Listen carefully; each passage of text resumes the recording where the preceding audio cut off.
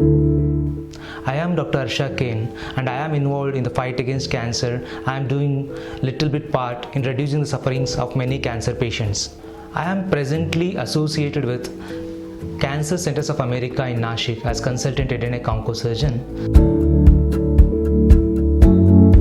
After the head and neck cancers are diagnosed and staged, the aims of the treatments can be of two types. One is when we aim to completely cure the tumor, that is called as curative treatment, and sometimes the tumor is so advanced that curative treatment cannot be possible, but still the treatment is carried out, which aims to reduce the sufferings, reduce the pain of the patient. After the head and neck cancers are diagnosed and staged, the aim of the treatments is of two types. One is when the tumors can be completely cured, this disease can be completely cured, so the aim of the treatment is curative treatment. The another one where the tumor is at a very advanced stage where curative treatment is not possible, but still the treatment continues to reduce the sufferings, reduce the pain of the patient, so that we have to aim to increase the longevity of the patient and at least increase the quality of the life.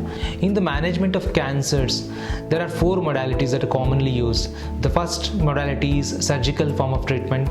The second one is radiation treatment. Third one is the drug or the medicines that are given that are called as chemotherapy or systemic therapy. The fourth one, it's very important, the diet of the patient, the psychological well-being of the patient, the rehabilitative measures, all this comes as a fourth modality. These are all go hand in hand in the treatment of the management of the head and neck cancers.